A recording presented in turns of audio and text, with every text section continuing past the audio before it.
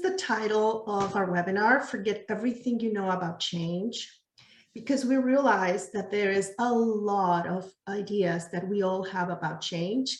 And we're also very excited because we're going to be talking about some superpowers that we all have that we don't even realize them.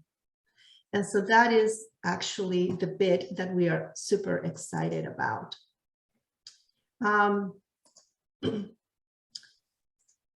So in the last week, in the last webinar that we had, at the end, I had the pleasure of talking to some people that participated that are very close to me.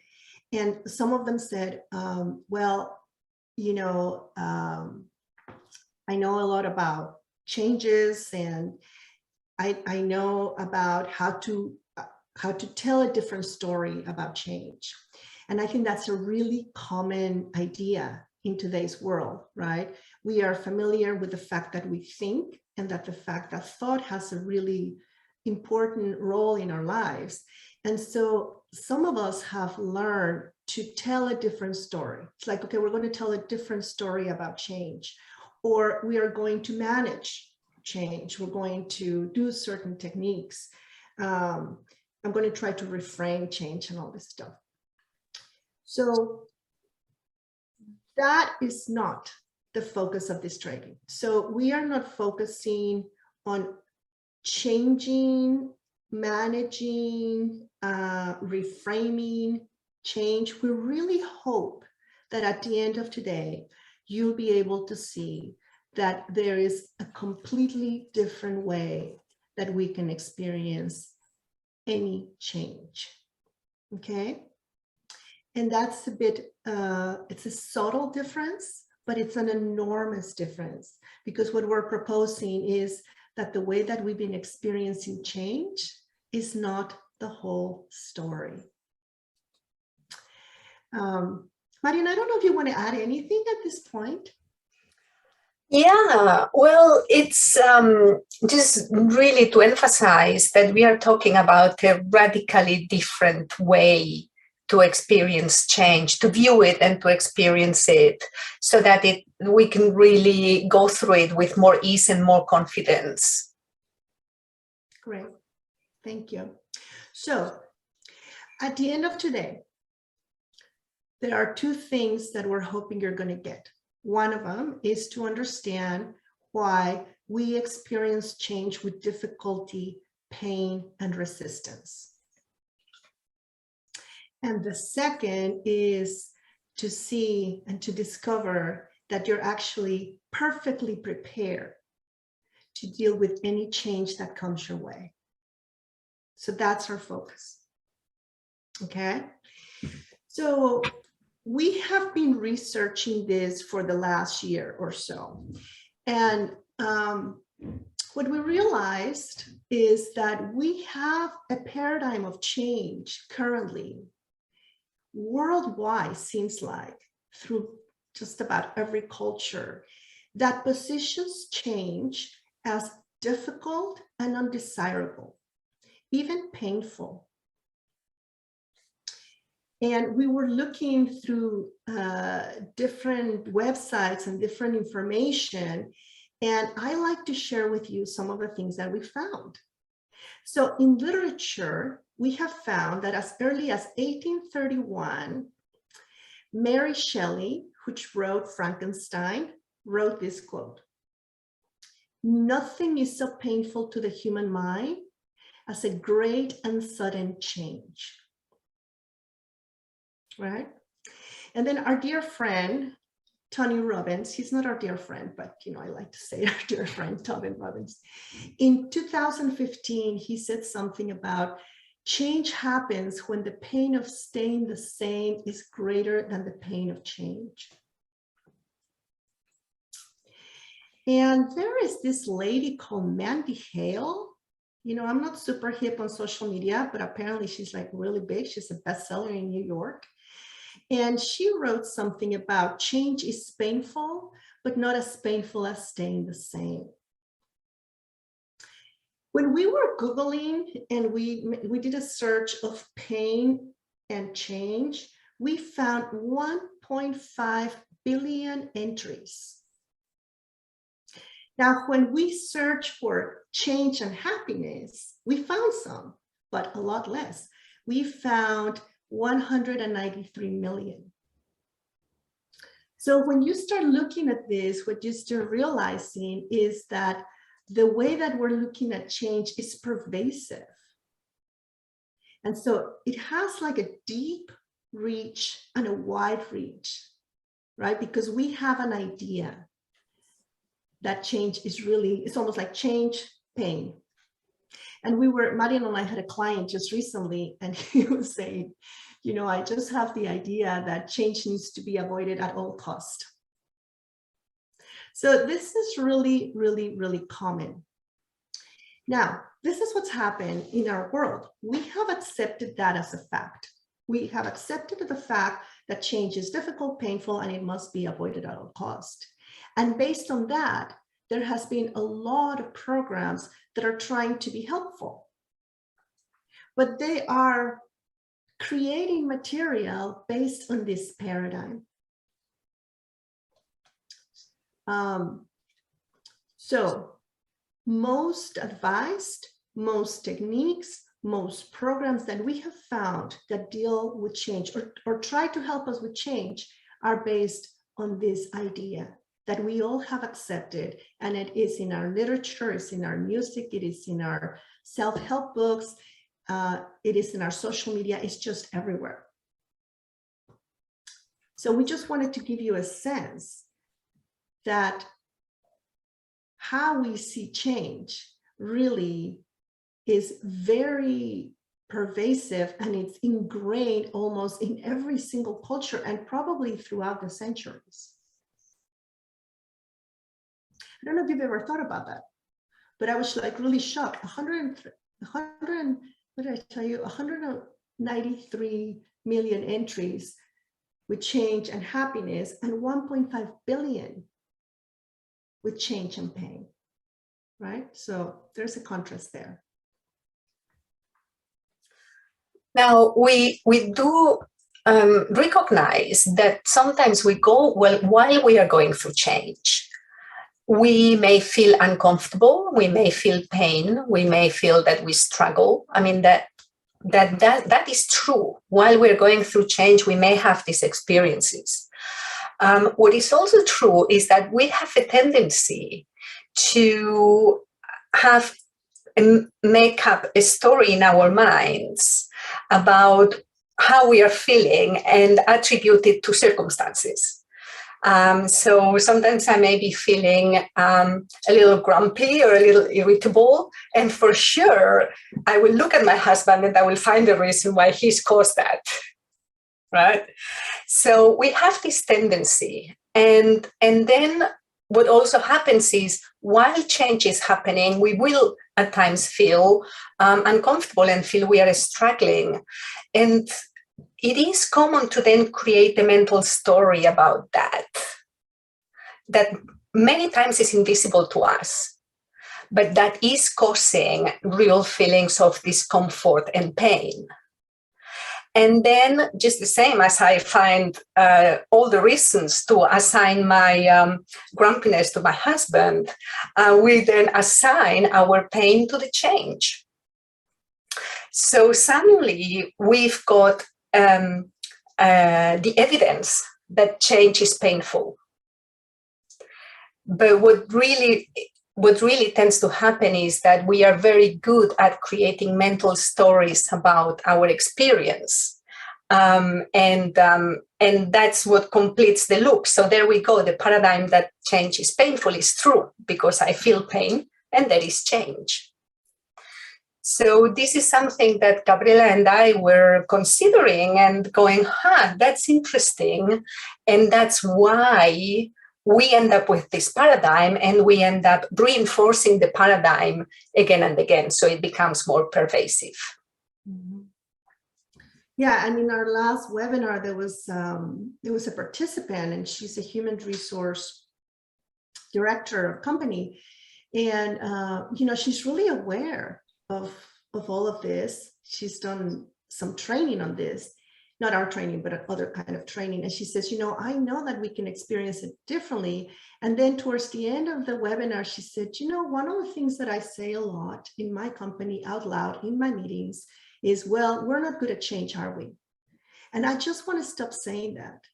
And so what Marien just said is something that happens so invisibly for me too, right? I'm experiencing change. I have this idea that it's difficult somewhere in the back of my mind. Then I experience difficulty as I'm experiencing change. And innocently at times I said, see, it's true. So we wanted to bring that to light to you, because this is how we perpetuate that change is difficult. Are you ready for an exercise? Yeah, maybe can I clarify something else here, Gabriela, that just to emphasize that what we are saying is not that we need to change our story about change. Maybe now say, oh, change is good, because sometimes change is not good. Sometimes change is not bad. What we are saying is that change being painful is a story. It's not a fact. So what we are interested in is, okay, what is the fact then, rather than bringing in a different story? And we'll talk more about that a little later. Thank you. Thank you, Marien. Okay, so this is our fantastic exercise, okay? We want you to think of a time when you experienced change, and at first you did not know what to do. So we're going to give you like just a few seconds to think about that. So a time where you experienced change, maybe it was self-imposed, maybe it was imposed by others, maybe it was sudden, but you really didn't see a clear path ahead.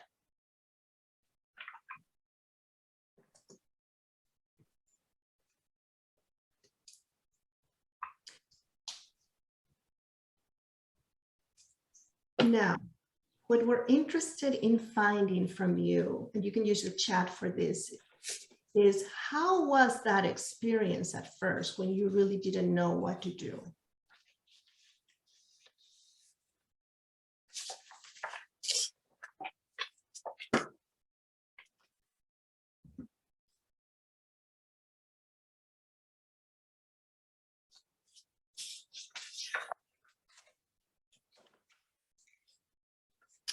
Yeah, so Amanda says it's scary. Is that a common thing for us? Like, raise your hand, raise your, right? If you just don't know what to do, it's like, ooh, what's going to happen here? Yeah, Marien agrees. Okay. Anybody else would like to tell us? Okay, Maria says disempowering and troubling. Mm-hmm. Great. Anybody else? How is the experience of coming to a new change where you just don't know what to do?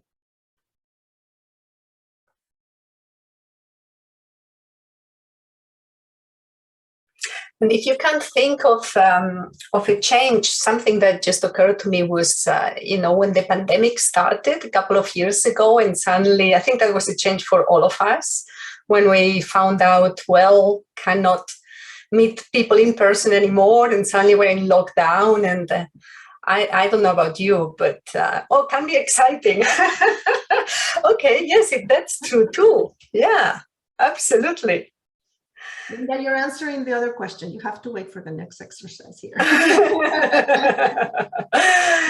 but I think this is good because some people may experience that initial shock of change as an exciting thing. Yeah. Mm-hmm. So let me ask you, whatever your experience was, how was your outlook when you were either scared or disempowered, or when you feel trouble? how is your outlook of the possibilities of the future of the situation?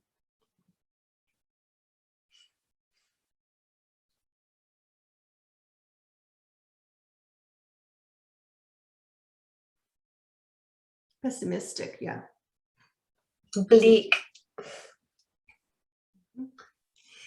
And how is your confidence in your ability to deal with this, or in your ability, or in your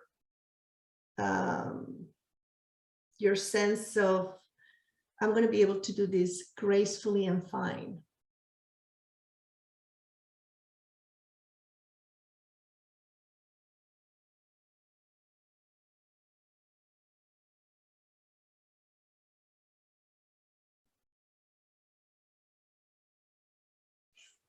Well, I think that the pessimistic and bleak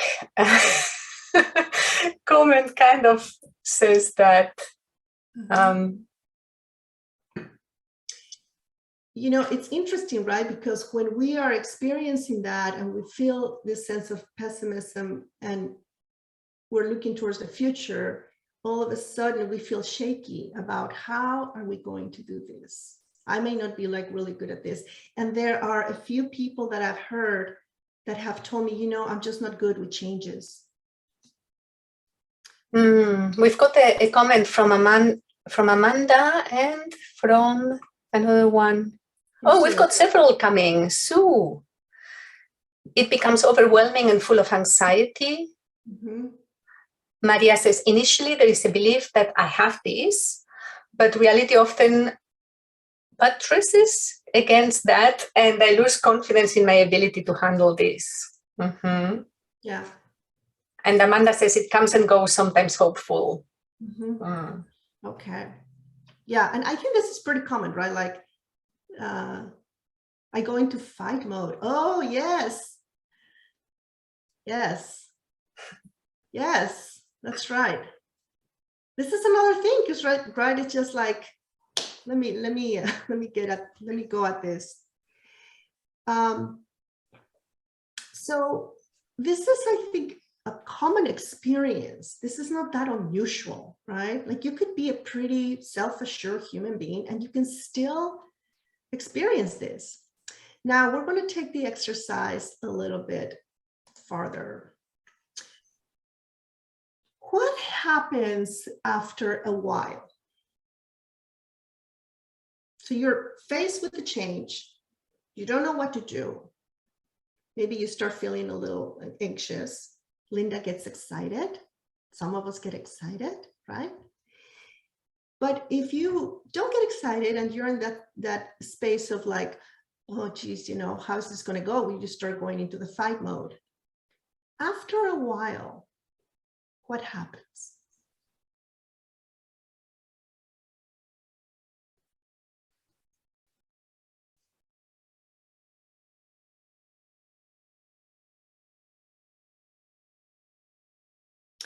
What happens after we settle a little bit? Gardner says,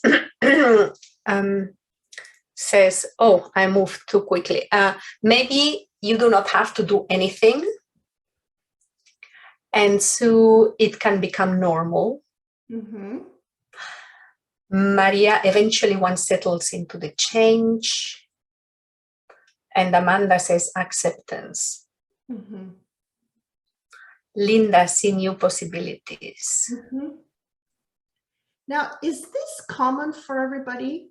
Like, are you familiar with this experience of maybe you get like worried or concerned, but then the mind starts settling and then you start figuring out, okay, this is my next step? Is that a common experience for all of us here? Yeah, it's a very common experience, right? So isn't it interesting that this is a very common experience that we all have gone through? Okay, let's just settle down. And yet there is such a bad reputation about change from, you know, for the general population. So this really puzzled us because Marien and I have worked with people for a long time, and we have been studying this, and Marien is going to be telling you some of the things that we've gone through and some of the things that we have come up with. Yeah, so like I'm sure some of you, we work with people and with teams and in organizations, and people going through change. Sometimes they have chosen that change. Maybe somebody is changing their career. Maybe somebody is changing their location, their geography, going to a different country with their families. But sometimes the change is imposed, like in a company restructure, for example. And we've noticed something quite interesting. I don't know if you've noticed this. Some people do well through those periods of change. Some people even seem to thrive during periods of change and enjoy the challenge of it, the novelty of it. And some people seem to drag behind and the struggle and find themselves dragging their feet. So that is very interesting, right? So how can that be if that paradigm was true, that change is painful, undesirable, then we would all react similarly to it. So it is true as well that recently we've gone through many changes. I think everybody has gone through changes. Going virtual, I don't know if you're still working mostly virtually. I am. Gabriela and I work virtually across very different time zones. I don't think we could get any farther, Gabriela, or maybe tiny bit. If you move to Hawaii, then it cannot get any worse than that. Or if I move to, I don't know where I would have to move. But so big changes, right? And also the pandemic has put in front of us, I think it's not just the change that we've had to go through it, but that it seems to have catalyzed many other changes. Like, for example, artificial intelligence, that had started before, but it has completely accelerated. The way we are working is different already and is changing more and more. So we really have spent the last year and a half researching this, researching change, the current paradigm, and asking ourselves, is that just an idea that change is hard? Is that just a story we're telling ourselves and that we keep reinforcing? Or is there a different paradigm? And this is the paradigm that we want to talk to you about, which is the one that actually acknowledges our natural capacity to deal with change, any change that comes our way, with resourcefulness, with agility, with resilience, with creativity, with ingenuity. And this is what we really want to talk more about and explore together. So we are going to talk to you about what we have found this last year. It's surprising, it's shocking, it's wonderful. And so we asked ourselves, let us see really how good we are at change. And so we've researched these areas. We've researched the biological area. We've researched developmental areas. We've researched the anthropological areas. We've researched the cultural areas and the psychological. And I have to tell you, we are pleasantly shocked and surprised. So I want to start with the biological because this is probably one of the most shocking things that I found. Okay. So we're going to start at the very beginning. At the very beginning of how you were conceived. So all of us on Earth were conceived and we needed only 2 cells, right? But by the time we're born, we have 26 billion cells. So in 9 months, we go through one of the most spectacular, rapid changes that we have experienced as human beings, biologically.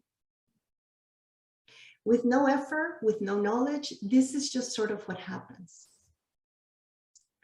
Now, what's fascinating is after conception, day 5 or 6, our cells actually start dividing into different kinds of cells. So you have bones and skins and organs and all kinds of stuff. This is automatically from the beginning. Every minute we shed between 30 and 40,000 skin cells. Every minute, right? And you don't have to schedule it. You don't have to focus on it. You don't have to practice it. You don't have to meditate about it. This is just what happens. And every 2 to 4 cells, we actually have a completely different outer skin layer because we're continuously regenerating. Our heart is, of course, in motion. So every single day it beats 1,000 times. And it pumps around 2,000 gallons of blood. Yeah, this one, I just don't even know how to process it. So every second, our body makes 2 million red cells. Every second, right? Our brain, even during sleep, is in motion and it's changing and it gets all the memories from the day and it actually cements it into long-term memory. So when you look at your biology, when we start paying attention to our biology, from inception, we actually get into the train of change. Developmentally, by 2 months, we begin to recognize people and we begin to act bored if things don't change. By 4 months, we start showing curiosity. By a year, we can follow simple directions. And by 4 years, we can start predicting how things are going to happen.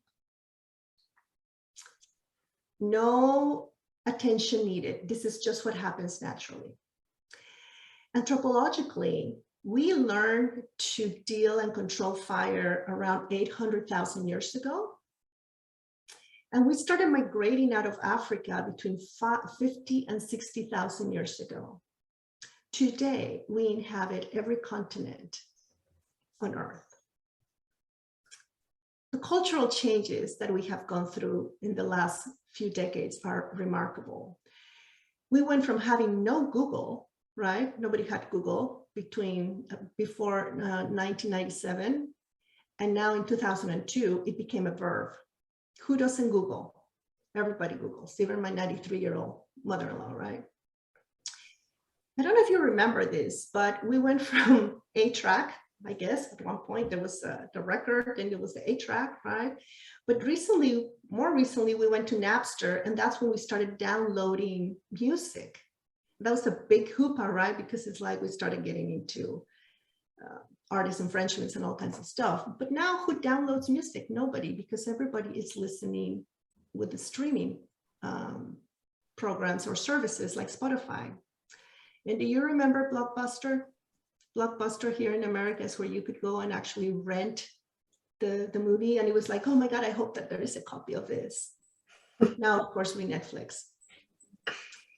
And one of the greatest things, I think, because this starts moving us from the cultural to the psychological, is in the past, we really wanted to memorize things because it was helpful to us.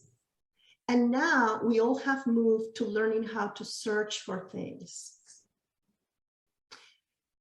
Our psychology is also at work and changing all the time, all the time, all the time. So have you noticed that your moods and your feelings and your ideas can change so quickly inside of you without nothing outside changing? You can be in a meeting or in a class like this, and I'm sure this has not happened here, but then all of a sudden you can start thinking about, I'm wondering what I'm going to cook for dinner tonight. And you're still here, right? We are able to adapt to situations, even when we don't want to. Like probably nobody on earth really wanted to use a mask everywhere where we went, right? I mean, nobody wanted to do that, and yet we adapted. And we are able to feel secure or insecure about our abilities at any moment. So when you start looking at this, what you realize is we have been dealing with change from the very beginning of our lives, not only individually, but as a species. We have adapted from the beginning of time. We are able to learn and to adjust to all the changes that are coming our way all the time.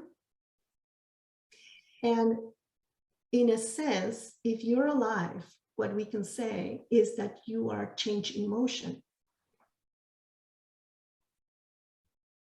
You are change in motion, and our bodies biologically and psychologically and spiritually are able and do deal with change all the time.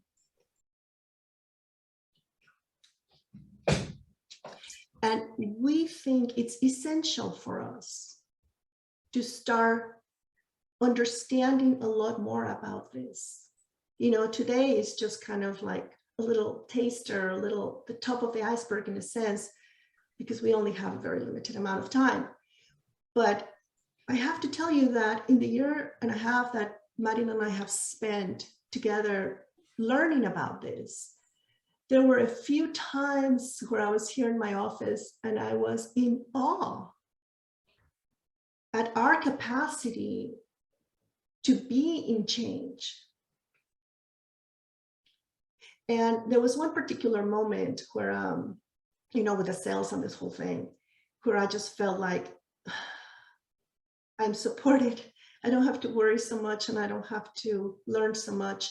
I may not know what to do with this particular change in this moment, but I know that our natural ingenuity will give me the next step. And that was a huge relief. We would like you to take a moment. We would like you to reflect on that even further. Because once we start discovering, once we start reflecting on this more and more and more, what we start seeing is that there is a paradigm that we're operating from that is not accurate, that positions change as unpleasant, right, and non-desirable. And yet, every single day and every single moment of our lives, we are in change, and we deal with it just perfectly fine. And so we want to present a paradigm that is accurate and that considers the fact that we deal with change just fine because we are able to be resourceful, because we are creative, because we are actually responsive, and because we're agile to deal with changes. And it would be in our best interest really to look into this direction, because we will start experiencing change in a completely different way. Yes, so we were asking ourselves these questions, Gabriela and myself, like why, how come we have such resistance to change when we're actually experiencing change all the time? That's the first one. The second one, well, how come we've developed a story that says that change is difficult and undesirable? How did we end up doing that? And then thirdly, if we think about the way that we, the training about change and the many workshops about change operate, and I have delivered some of these, so I've been in it. How can we come up with truly effective strategies to deal with change when the basis upon which they are built hinders us? It's a basis of, it is uncomfortable, I don't want it, it's hard. So how, if the basis is wrong, how can we build a stable house upon a foundation that is shaky? So these were the questions in our minds, and we did have some insights as a result of pondering about that. And probably for me, the biggest one that keeps coming back every time Gabriela goes on about all those biological, anthropological, developmental, is, gosh, life is change. Can there be life without change? So it's so much us that we don't even see it. So there is that one. And then we also recognize that it is possible to experience change with more ease and confidence. It is possible. And that it is the stories that are often invisible and happening in the background about our discomfort we may experience at times at the same time that change is happening, that we get entangled around. And so we really want to invite you to reflect on what are the stories you tell yourself about change. What are the assumptions that you make about change when it first arrives? So I was thinking about this, and I realized that a story I tell myself all the time about change is that it sounds something like this. How inconvenient. All that time and effort for this. It's going to be hard. It's inconvenient, a lot of time and effort that is going to get lost, and it's going to be hard to go through it. Actually, it's going to be hard is, in fact, an assumption, and assuming that it's going to be tedious and hard, and really I'm losing something that I have invested a lot in. And that's just a story that comes up in my mind when I face change. But you will have your own very individual ones.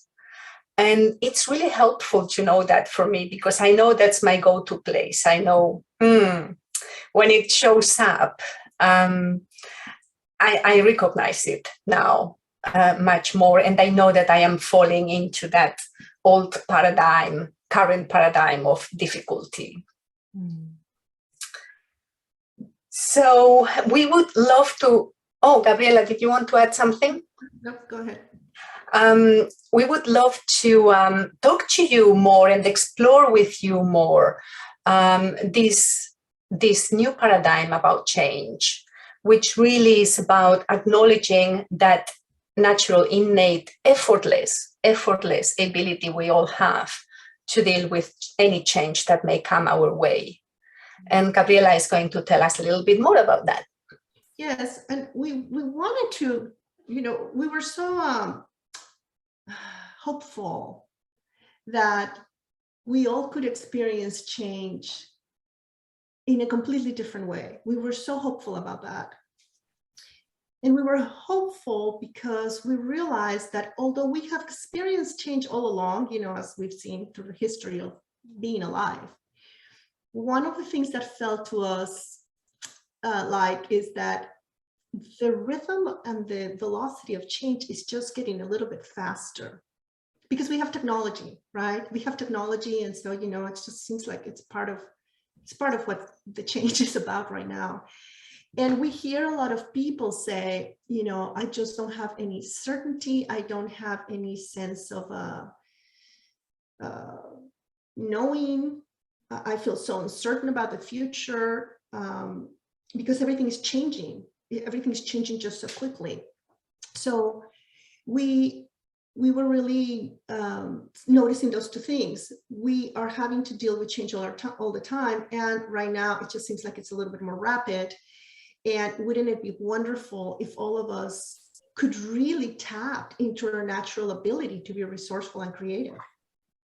And so we came up with a program that's called Reimagining Change at Work.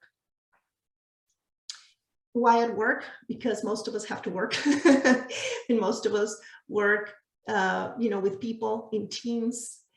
There are two things that we're hoping to do. We are hoping to really kind of pop this idea that change is difficult, and we're hoping to really acknowledge fully the fact that we are completely prepared. We would love for us not to suffer every time that a new change comes up, and for us to struggle and for us to feel uncertainty. And when we start recognizing the fact that we are change in motion from the very beginning, that kind of starts settling. We start really seeing the possibilities of not experiencing anxiety when any change or when every change comes up. So that's the first promise, I guess, or hope that we have with this program. The second thing that we're hoping to do is, if it's true that we are, ingenious and resourceful, how do we learn to tap into that and to harness that during times of change when we have to adapt rather quickly? So those are the two things that we're going to be doing together. We're going to be learning how to experience change in a different paradigm so we don't suffer and we don't stress out and we don't experience that sense of anxiety. And then we're going to learn how to tap into all of these abilities that we have naturally in real time.